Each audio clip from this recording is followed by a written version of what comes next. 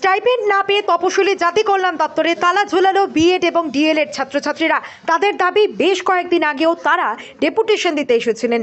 তখন অধিকর্তা আশ্বাস দিয়েছিলেন সবার স্টাইপেন্ড 15ই জানুয়ারির মধ্যে দিয়ে দেওয়া হবে, কিন্তু দেখা গেছে 15ই জানুয়ারির মধ্যে 60% ছাত্রছাত্রীরা স্টাইপেন্ড পেলেও বাকিরা বঞ্চিত হয়ে রয়ে যায়। তাই ফের বুধবার গোর্খাবস্তি অধিকর্তা অফিসের গেটে তালা দিয়ে বিক্ষোভ প্রদর্শন করে তারা। আজকে আমরা ডাইরেক্টর অফিসে আমরা এসেছিলাম, ডাইরেক্টর এখনই অনুপস্থিত।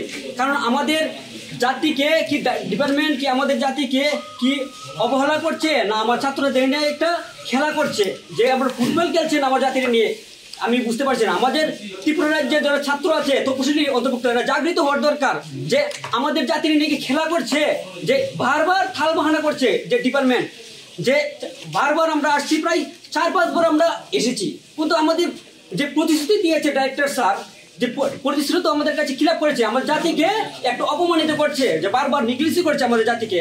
কারণ আমাদের জাতি যদি নিগলিস না করতো, আমাদের প্রতিশ্রুতি দিয়ে মোতাবেক আমরা 4-5 বার আমরা মুভমেন্ট করেছি, স্যারের সঙ্গে আমি বিস্তারিত বলেছি যে আমার বিষয়টা আমাদের তপশিলি জাতি মানে গড়ে জন্মগ্রহণ করে ছাত্র হয়ে কি আমি ওই সিওলফারের কাছে আমরা অপরাধ হয়ে গেছি, যে এই কিভাবে করছে, আমাদের কেরিয়ার নষ্ট করে ফেলেছে। যে তপশিলি ছাত্রদের যে আমরা যে বিএড বা অন্য ক্যাটাগরি যে আমরা পড়াশোনা করছি, যে কোর্সটা করেছি, যে আমরা যে ধার দেনা নিয়ে করেছি, তাদের একটা দায়িত্ব থাকার দরকার ছিল, যে আমরা যে জাতিকে এইভাবে হয়রানি করছে, আমাদের কেরিয়ার কোথায়, আমাদের ছাত্রছাত্রীদের কেরিয়ার নষ্ট করে ফেলেছে এই ডিপার্টমেন্ট।